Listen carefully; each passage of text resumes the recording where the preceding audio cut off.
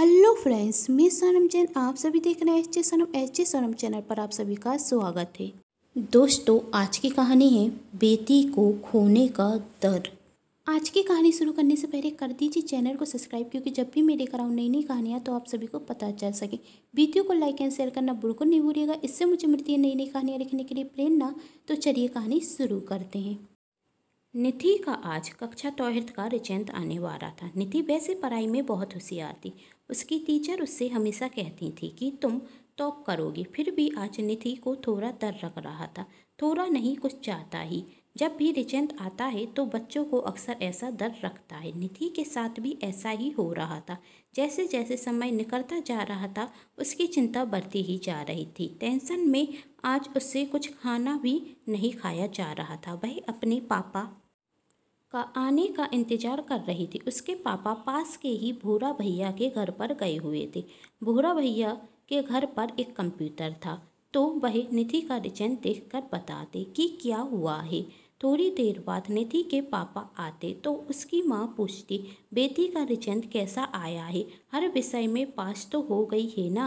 निधि के पिता खुशी से कहते, पास? हमारी बेटी ने पूरे गांव में टॉप किया है। 98% मार्क्स आए हैं। हमारी बेटी के गेट के पीछे खड़ी हुई निधि यह सुनकर बहुत खुश होती है। उसकी खुशी की कोई सीमा ही नहीं थी। तभी वहाँ भूरा भैया आते और कहते हैं कि कुछ सोचा है आगे क्या करना है? निधि ने कहा कि मैं डॉक्टर बनना चाहती हूँ। बहुत अच्छा विचार है, भूरा भैया ने कहा। काका जी, आपको तो अपनी बेटी को शहर पढ़ने के लिए भेज देना चाहिए। इसे तो अच्छी स्कॉलर भी मिल जाएगी। आप तो निधि को शहर भेजने की तैयारी कीजिए। निधि पढ़ाई में बहुत होशियार है, उसकी पढ़ाई रुकनी नहीं चाहिए। हमारे पूरे गांव का नाम रोशन करेगी आपकी बेटी। भूरा भैया ने निधि के पिता से कहा। निधि के पिता कहते हैं, मैं अपनी बेटी को शहर पढ़ने के लिए ज़रूर भेजूंगा। मेरी बेटी ने पूरे गांव में टॉप किया है, तो अब वह शहर जरूर जाएगी। तभी निधि की दादी कहती, बहुत हो गया ये पढ़ना लिखना, अब बेटी की उम्र हो गई है। पड़ोस की बिमरा बता रही थी, उसकी मौसी का लड़का है, नाम विपिन, और उसके पिता का बहुत बड़ा व्यवसाय है। लड़का भी उनके साथ ही काम करता है। मुझे तो रिश्ता बहुत अच्छा लगा। अब बेटी के हाथ पीले कर तो पढ़ाई लिखाई में क्या रखा है? तभी भूरा कहता है, अरे अम्मा जी, क्या कह रही हो? निधि तो पढ़ाई में बहुत होशियार है, आप उसे आगे पढ़ने से मत रोकिए। यदि निधि पढ़ जाएगी तो उसके लिए तो और अच्छे रिश्ते भी आएंगे, और अभी निधि की उम्र ही कितनी है? निधि की दादी ने भूरा को फटकारते हुए कहा, तू तो कुछ बोल ही मत। तेरे कहने पर ही तो सुरेश ने अपनी बेटी को शहर पढ़ने के लिए भेजा था। तू ही कहता था कि वह पढ़ाई में बहुत होशियार है, उसे आगे पढ़ना चाहिए। फिर क्या हुआ? वही नहीं, उसकी रास वापस आई थी। उस बेचारी के साथ क्या हुआ किसी को भी पता नहीं। शहर जाकर पढ़ना चाहती थी वह, बड़े बड़े सपने देखे थे उसके पिता ने उसके लिए, लेकिन क्या हुआ उन सपनों का? एक दिन कॉलेज से फ़ोन आया कि आपकी बेटी ने आत्महत्या कर ली है। ना जाने क्या हुआ था उसके साथ, किसी को नहीं पता। लेकिन सुरेश तो अपनी बेटी को हमेशा हमेशा के लिए खो चुका है। यदि वह अपनी बेटी की कहीं और शादी कर देता तो कम से कम आज उसके पास उसकी बेटी तो होती। लेकिन तू ही उसे भड़काता था, कहता था, नहीं सुरेश, तुम तो अपनी बेटी को बाहर पढ़ने के लिए ज़रूर भेजो। एक ही तो बेटी थी सुरेश की, उसके जीने का सहारा थी। पत्नी तो पहले ही छोड़कर चली गई थी, अब उसकी बेटी भी उसे छोड़कर चली गई। पत्नी के जाने का गम तो वह सह गया था, लेकिन बेटी के खोने का गम वह नहीं सह पाया। पूरा गांव जानता था कि सुरेश अपनी बेटी से कितना प्यार करता था। अब पागलों की तरह यहाँ का वहाँ घूमता है और कहता है, मेरी बेटी मुझसे मिलने बहुत जल्द आएगी। अब तू क्या चाहता है कि मेरी बेटी की भी वही हालत हो जाए, वह भी अपनी बेटी के लिए यहाँ का वहाँ घूमने? अरे दाती हूँ उसकी, पोती है वह मेरी, कोई दुश्मन नहीं है कि मैं उसका बुरा सोचूं। मैं उसका भला ही सोचूंगी। नहीं नहीं, मैं अपनी पोती को शहर पढ़ने के लिए नहीं भेजूंगी, कभी भी इसके लिए राजी नहीं होंगी। ये सब बात गेट के पीछे खड़ी होकर निधि भी सुन रही थी और अब वह अपने पापा की तरफ देख रही थी, क्योंकि अब निर्णय तो उसके पिता के हाथ में ही था। वही चाहते तो दादी को मना कर कर अपनी बेटी को शहर पढ़ने के लिए भेज सकते हैं, लेकिन डर इस बात का था कि आज तक पापा ने दादी की किसी भी बात को मना नहीं किया था। तो अब क्या होगा?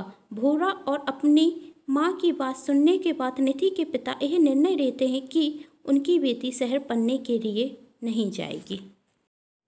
यह सुन निधि के आंसू बहने लगते हैं और वह अपने कमरे में जाकर तकिए पर सिर रखकर रोने लगती है। वह जानती तो थी कि उसके पिता उसकी दादी की बात को कभी भी मना नहीं करेंगे, लेकिन उसे लगा मेरे लिए तो मेरे पिता अपनी माँ की बात टाल देंगे। वहाँ भोरा निधि के पिता से कहता, एक बार और सोच लीजिए काका जी, यह निधि की जिंदगी का सवाल है। तभी निधि के पिता कहते, भोरा तुमने हमेशा मेरी बेटी को आगे पढ़ने के लिए प्रोत्साहित किया। मैं जानता हूँ कि तुम उसके लिए अच्छा ही सोचोगे, लेकिन मेरी माँ भी सच कह रही है, मैं अपनी बेटी को खो नहीं सकता। भोरा ने निधि के पिता को समझाते हुए कहा, जो सुरेश भाई साहब की बेटी के साथ हुआ है वही आपकी बेटी के साथ हो, यह जरूरी तो नहीं है। निधि के पिता ने कहा, तुम सच कह रहे हो, जरूरी तो नहीं है, लेकिन फिर भी डर लगता है। जब भी सुरेश को देखता हूँ तो बहुत दुख होता है। सुरेश की बेटी भी मेरी बेटी की तरह थी, सीधी थी, गांव में किसी से बात नहीं करती थी, भूरी भारी थी, इसलिए शायद उस लड़के की बात में आ गई थी। तुम कुछ भी कहो भोरा, लेकिन मेरी माँ सच कह रही हैं और अब मैं उसे शहर नहीं भेज सकता। अब मुझे इस विषय में कोई भी बात नहीं करनी है, तुम अपने घर पर चले जाओ, निधि के पिता ने कठोर शब्दों में कहा। भोरा अपने घर पर चला जाता। कुछ देर बाद निधि की माँ ने निधि को खाने पर बुलाते हुए कहा, आओ बेटी खाना खा लो। तब निधि कहती, माँ मुझे भूख नहीं है, और अपने कमरे में ही रहती।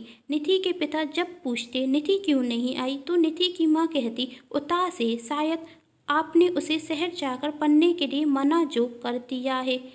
सुबह से ही अपने कमरे में बंद थे और अभी मैंने जब कहा खाना खा लो तो भी उसने मना कर दिया। सही से सुबह से भी खाना नहीं खाया था और अब भी कह रही है भूख नहीं है। निधि के पिता मैं देखता हूँ वह निधि के कमरे में जाते और कहते, क्या हुआ, आज खाना नहीं खाएगी क्या? निधि कहती, नहीं मुझे भूख नहीं है।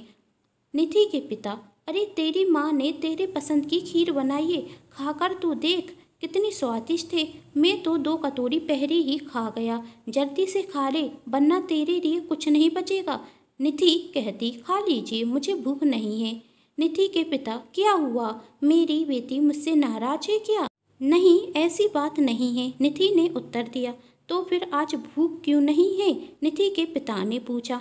निधि मन नहीं हो रहा है खाना खाने का। निधि के पिता ने कहा, जब मेरी बेटी का मन नहीं है तो मैं भी नहीं खाऊंगा। हाँ जोरों की भूख तो लग रही है, लेकिन बेटी के बिना खाने का मजा भी नहीं आएगा। तू खाएगी तभी तेरे पिता खाना खाएंगे। यह सुनकर निधि उठकर खाना खाने के लिए चली जाती, लेकिन वह शांत थी, किसी से कुछ ज़्यादा बात नहीं कर रही थी। शांति से खाना खाती और फिर से अपने कमरे में आकर चुपचाप बैठ जाती है। यह देखकर निधि की माँ खुश नहीं थी और ना ही उसके पिता। निधि की माँ कहती, बेटी के चेहरे से खुशी तो चली गई है। तभी निधि की दादी ने कहा, रहने दे, 1-2 दिन उदास रहेगी फिर पहले जैसी हो जाएगी। लेकिन ऐसा कुछ नहीं हुआ। निधि तो उदासी थी। निधि के पिता से अपनी बेटी की उदासी देखी नहीं गई और उन्होंने अपनी बेटी से कहा, निधि अपने लिए नए कपड़े खरीद लो। अब मेरी बेटी शहर पढ़ने के लिए जाएगी तो उसके पास अच्छे कपड़े तो होने ही चाहिए। यही सुनकर निधि की खुशी की सीमा नहीं थी। निधि के पिता कहते, बस तू मुझसे एक वादा कर, यदि तू कोई परेशानी में होगी या कोई भी छोटी या बड़ी बात तेरे साथ वहाँ पर हुई तो तुम मुझे ज़रूर बताओगी, कोई भी आत्महत्या जैसा गलत कदम नहीं उठाओगी। निधि अपने पिता से वादा करती है कि वह कोई भी गलत कदम नहीं उठाएगी। यदि कोई परेशानी में होगी तो सबसे पहले आपको ही फ़ोन करूँगी। निधि ने कहा। निधि के पिता ठीक है, अब तू शहर जाकर पढ़ने की तैयारी कर और डॉक्टर बनकर ही आना और इस गांव का और अपने पिता का सिर गर्व से ऊंचा कर देना। जब निधि की दादी को पता चलता कि उसके पिता उसे शहर पढ़ने के लिए भेज रहे हैं तो वह कहती, हाँ हाँ कर लो अपने मन की, अब मुझ बुढ़िया की कौन सुनेगा। निधि अपनी आंखों में बहुत से सपने लिए शहर पढ़ने के लिए चली गई थी। सोच रही थी, जब आज से 4 साल बाद इस गांव में वापस आऊंगी तो लोग मुझे डॉक्टर निधि के नाम से जानेंगे। निधि शहर पढ़ने के लिए तो चली गई, लेकिन शहर जाकर पढ़ना निधि के लिए इतना आसान नहीं था, क्योंकि वह एक छोटे से गाँव की लड़की थी और बहुत भोली भी थी। हर किसी पर जल्दी भरोसा कर लेती थी। आज निधि का कॉलेज में पहला दिन था। उसका कॉलेज बहुत बड़ा था। निधि अपना कॉलेज देखकर बहुत खुश थी। जब वह अपनी क्लास में जाती तो उसकी क्लास के स्टूडेंट उसे देखकर हंस रहे थे, आपस में बातें कर रहे थे। शक्ल से तो साफ सफाई करने वाली रखती है, क्या यह तो सीट पर आकर बैठ गई।